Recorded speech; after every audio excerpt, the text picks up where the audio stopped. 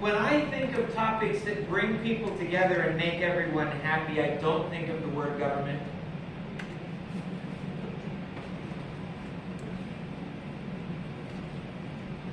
When I think of discussion topics that bring about peace, tranquility, and unity, I don't think about government. If there are 10 people in a room, there are 20 different opinions about government. There is no end of disputes, no end of disagreement. And while there are endless lists of things that we could talk about today, things I probably would like to talk about today, for I am an opinionated individual. But we are going, I know, it's shocking, isn't it?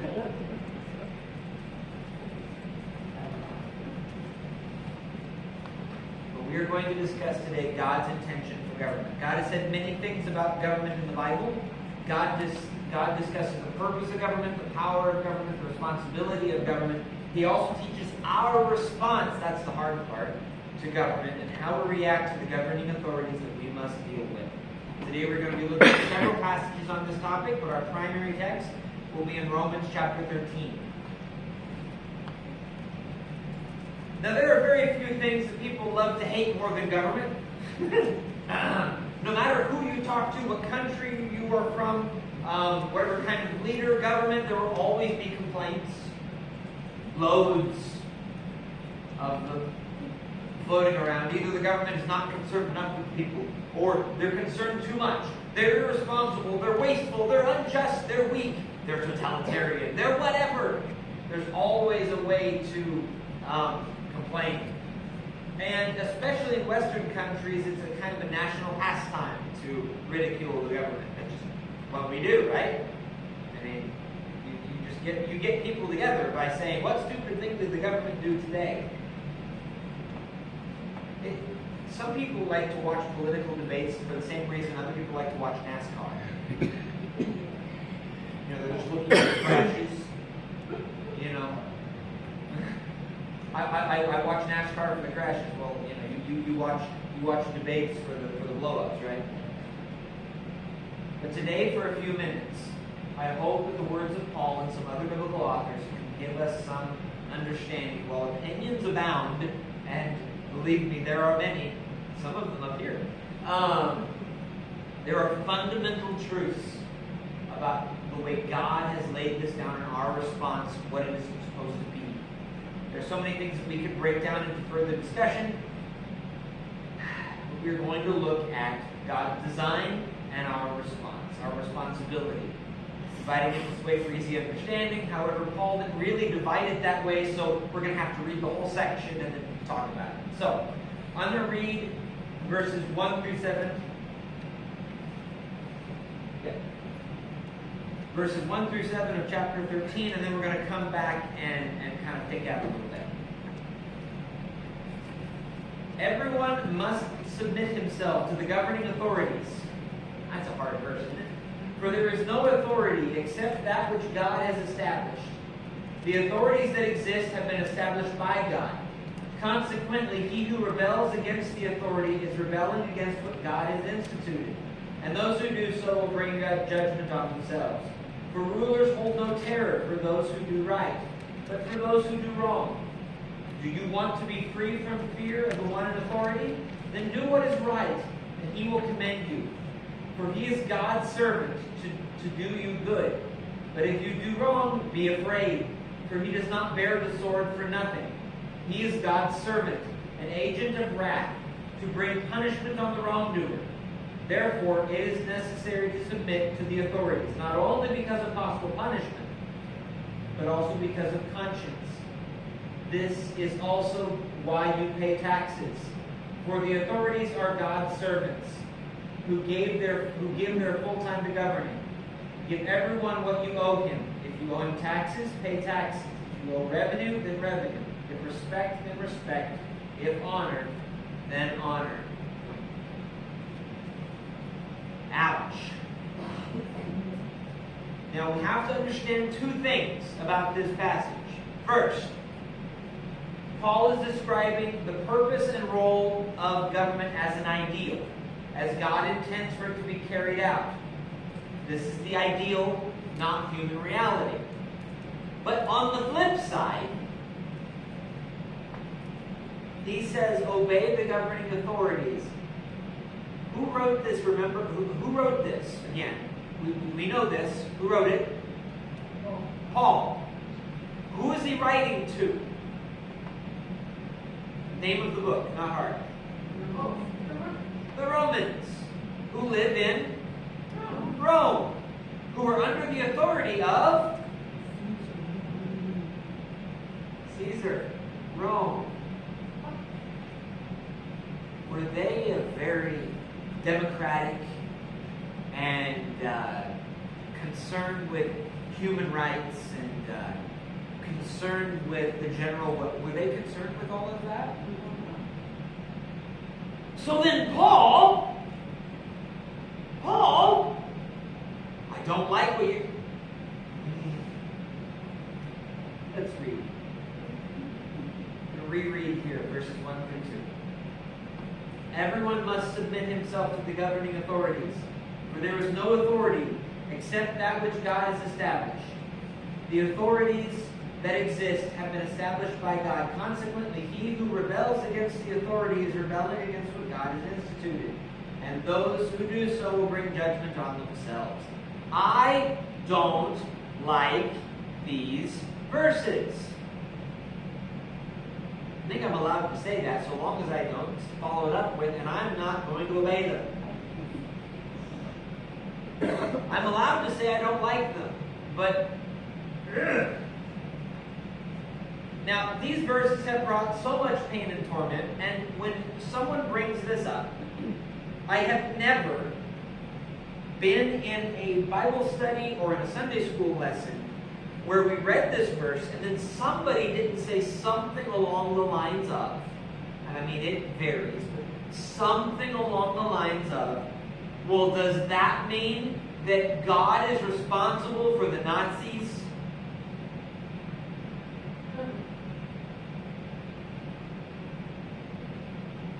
No. No.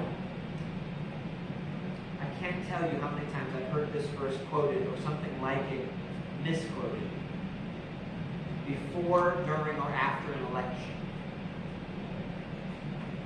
God must have wanted Joe Biden to be our president. Obviously, I can read, can't I? That's obviously what it says. Not quite. Not quite. We are reading the book of Romans. I love Romans. And the overriding theme, the general theme of the book of Romans, the whole thing, shouldn't shock you.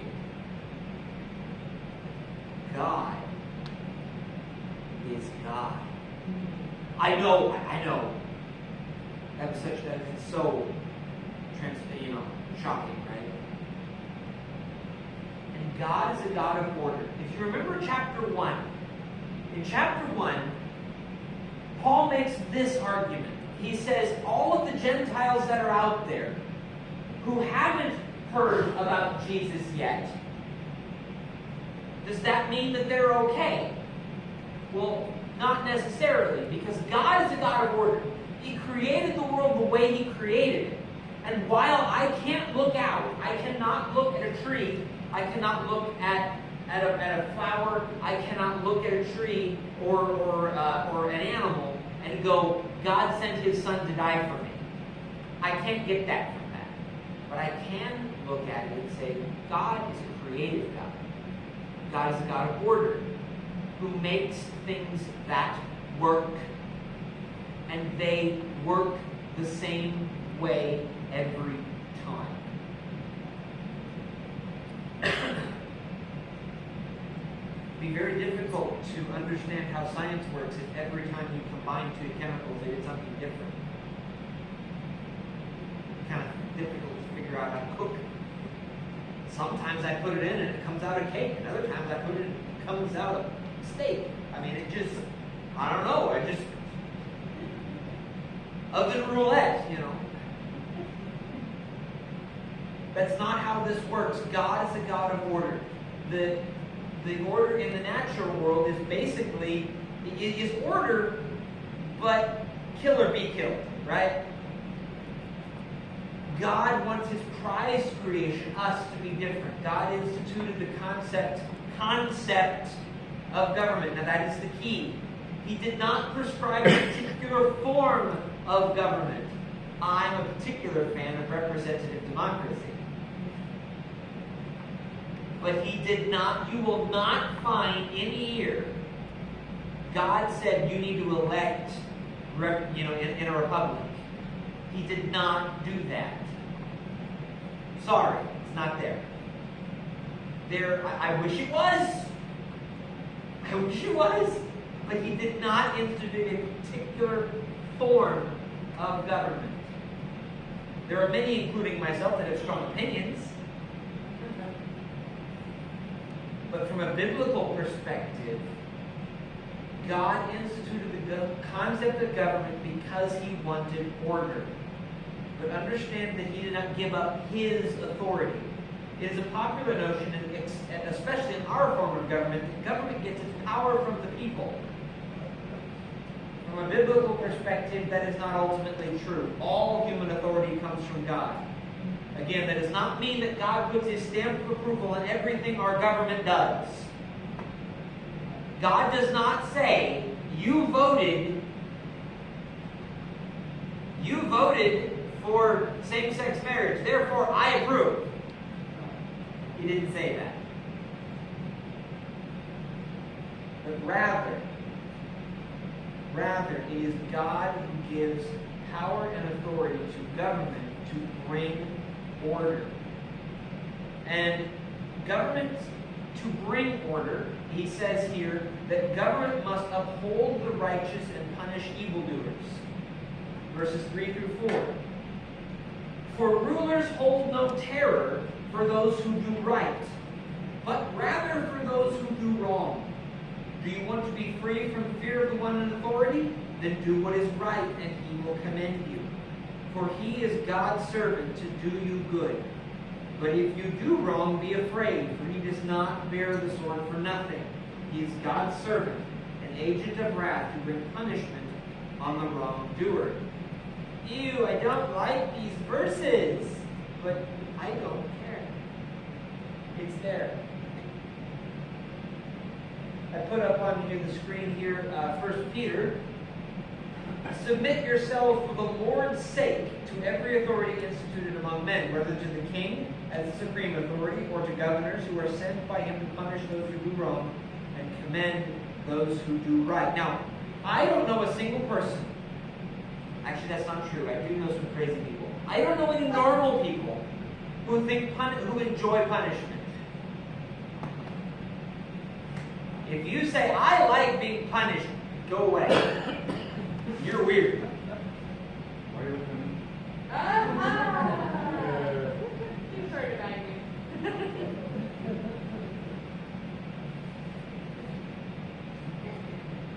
But a world without order. I have friends who have lived in countries where the police really do nothing and the military really do nothing and the courts are a joke, and I don't want to live there. I don't want to live there.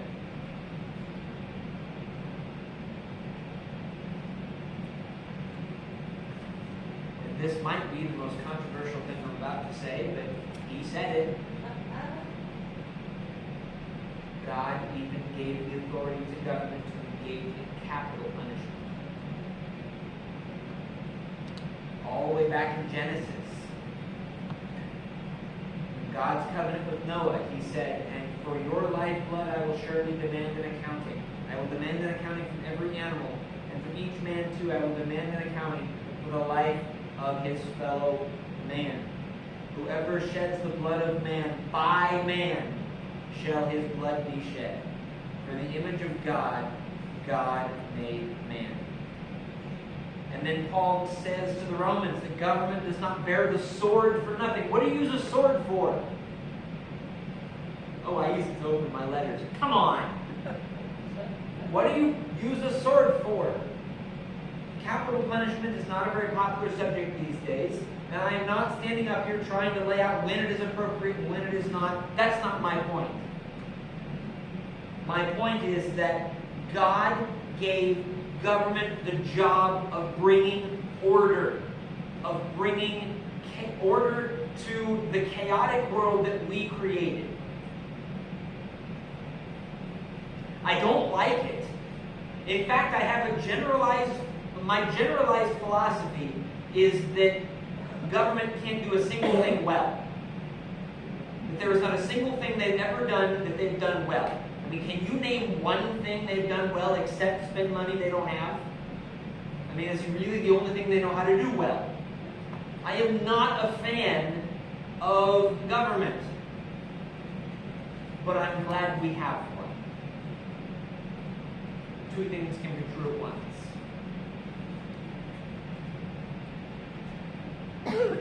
The government has authority given by God. This authority from God is, even if it does not recognize the source of that authority. Since all human authority ultimately derives from God, those who rebel against the authorities are rebelling against God Himself.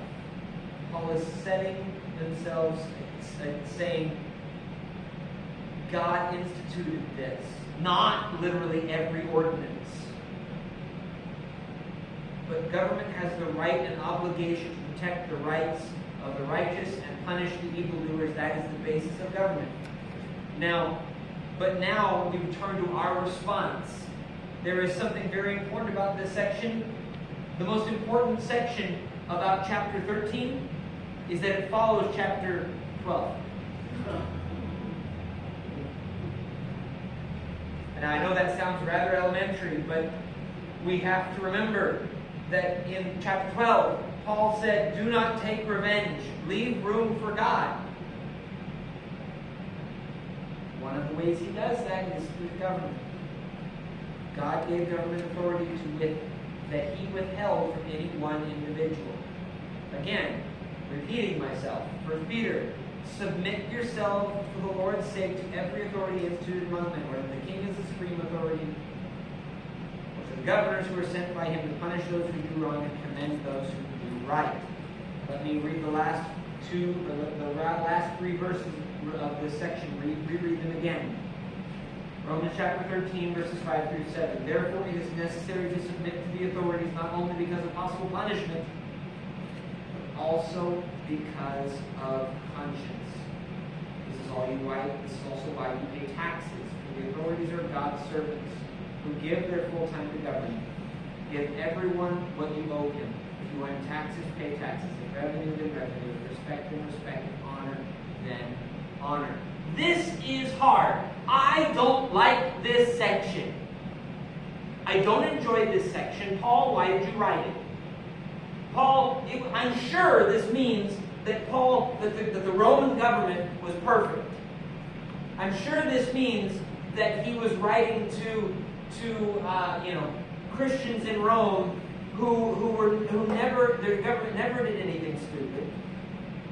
Their government never was wasteful. Their government was never unjust. I'm sure it was all perfect. No. This is one of those frustrating things.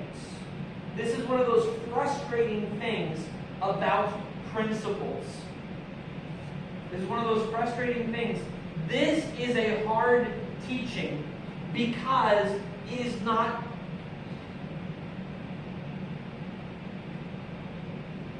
Because those people are crazy.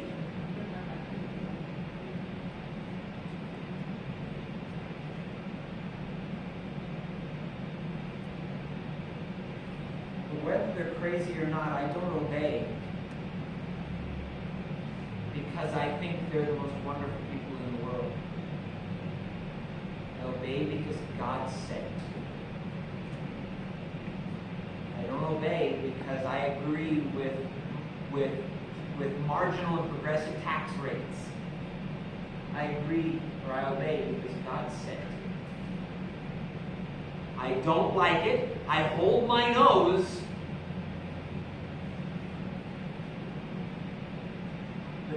God instituted this for our good.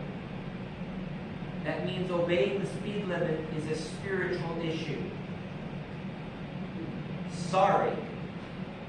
That means paying taxes is a spiritual issue, not a legal one.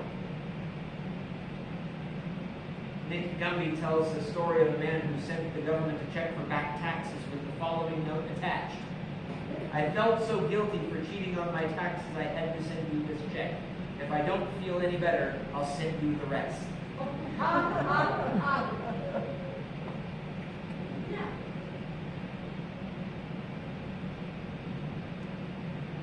Give everyone what you owe him. That is an imperative. Thus, payment of taxes, along with other things, is a divine command, an obligation that we owe what we owe. I don't want to pay a dime more than I owe. And goodness, I'm going to vote for them to lower it. But this is not a legal issue. I don't obey the speed limit because I'm afraid of the cops. I obey the speed limit because I read Romans 13. I don't pay my taxes because I'm afraid of the IRS. I pay my taxes because of Romans 13. We began this sermon with a reference to the Nazis. What happens when a government that we have been commanded to obey violates God's law? Keep in mind that Paul was not immune to this idea. Remember, he's currently living under, say it with me, the Romans. Not exactly winning any awards for most Christ-like government. Remember, this is the government to which Nero became Caesar. I don't know if you know this, but Nero had a tendency to dip Christians in oil and light them on fire. And Paul is saying this.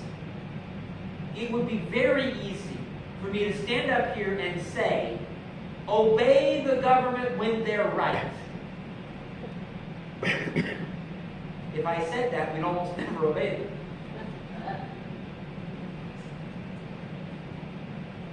Paul is setting forth the ideal relationship between citizens and government. He is not saying that when a particular government has perverted God's mandate to uphold justice, that we are to go along.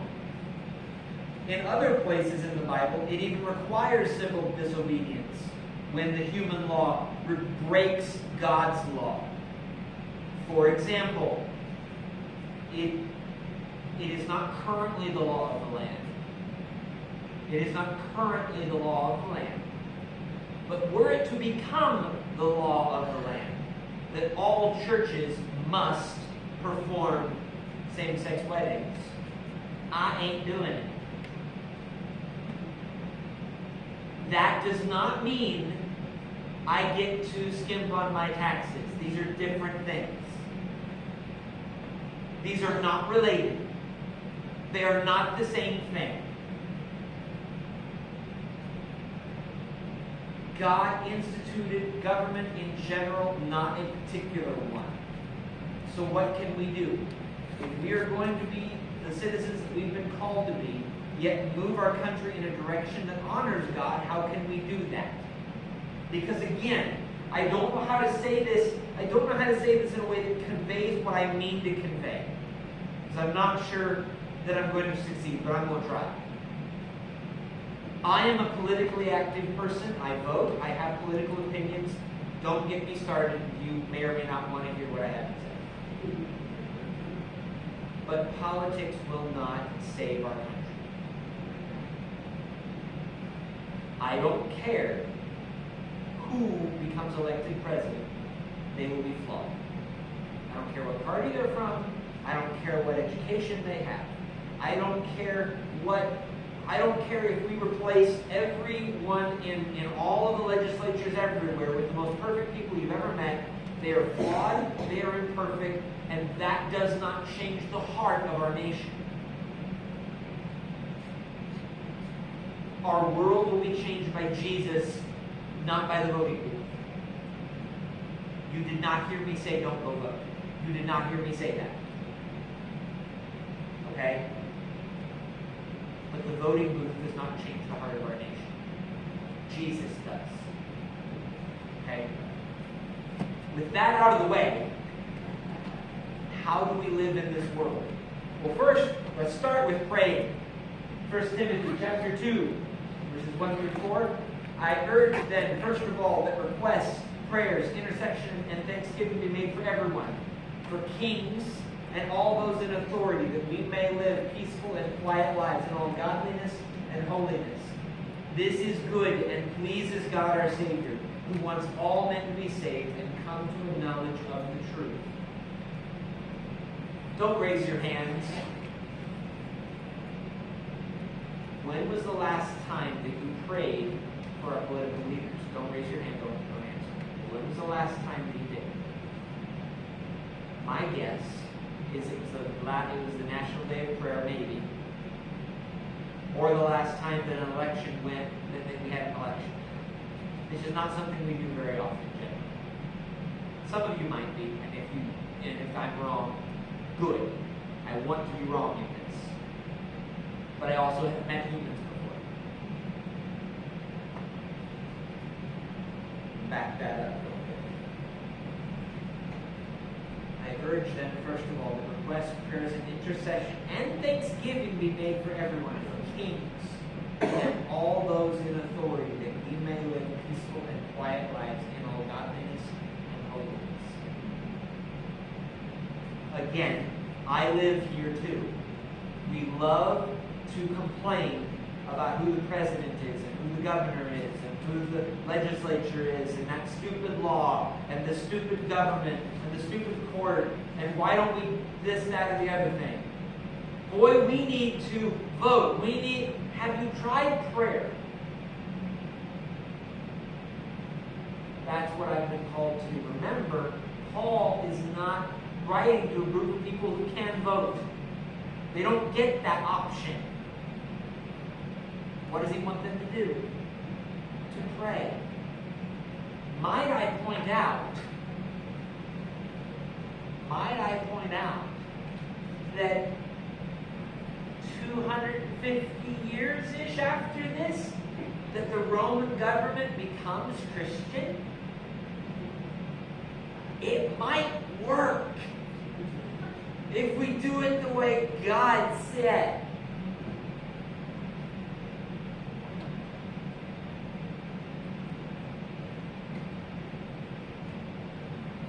Second, the best citizen of any nation, regardless of the governmental structure, regardless of any of this, the best citizen of a nation is a citizen of heaven. If you honor God, you will honor the government correctly, within their correct bounds. Now, I do not know, okay? I do not know how I would have reacted had I lived in Nazi Germany. You know, I'm not sure what the right thing to do is, frankly. Do you leave just because you want to be out of there? Do you try to change it? Do you sabotage? Like, I don't know what I would have done. I'm very grateful that I wasn't in that position, frankly. Frankly, I don't know what I would have done. I don't know what I should have done. I don't know what any of them should have done. One of the best authors that I've ever read was a minister that lived in Germany during that time. His name was Dietrich Bonhoeffer. And he wrote several books. His most famous was The Cost of Discipleship. And he was executed by the Nazis days before the camp he was in was liberated.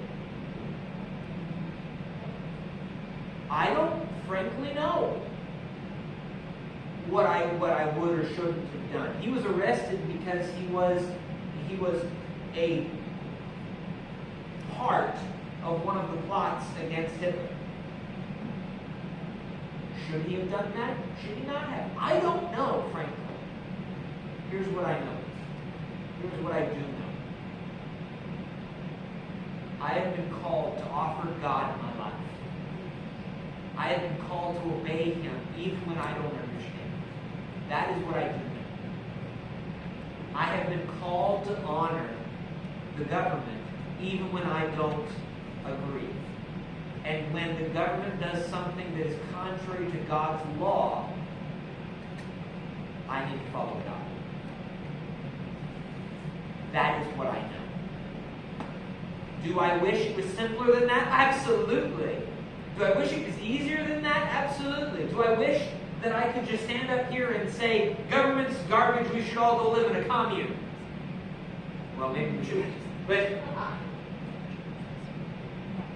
life is complicated. And anyone that tells you it's easy is selling something.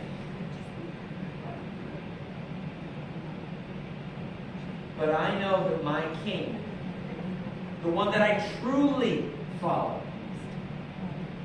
has said, do this. So when I'm trying to find a way to sum this up, how do I wrap this up?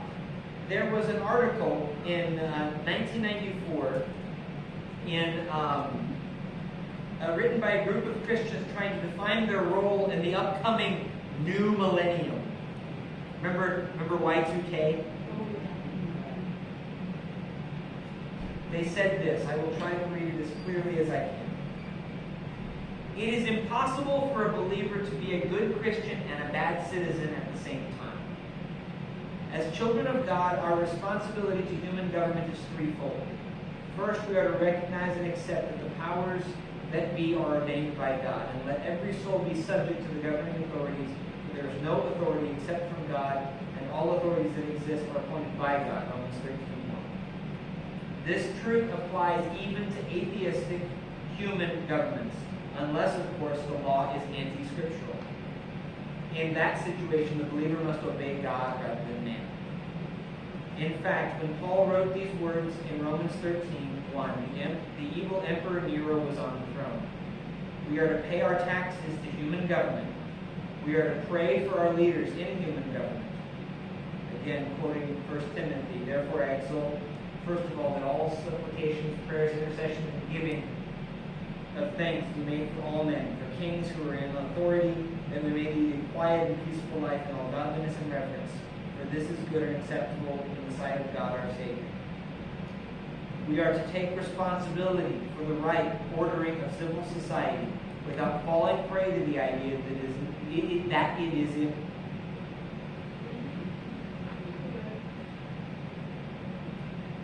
Try that sentence again. We are to take responsibility for the right ordering of civil society without falling prey to the idea that it is within our power to build the kingdom of God on earth. That is God's responsibility. I kind of like the way they summed it up. Government, even that of our own nation, leaves a lot to be desired. Of that there can be no doubt. But when we think about it, if it did not exist, it would be anarchy. And I don't want to live there. The only neighbor, we live in chaos. We live in fear and hopelessness. And it's easy to understand then why God implemented it in the first place. In a world without sin, there would be no need for human government. But in the world created by our sin, God has given us a way to have order. And though I will be the first to feel that they should do a better job, I will be the first to complain, I also look to heaven and thank Him for what I have, and want to work to better it for His glory. In our church, we have members of the local government, we have members of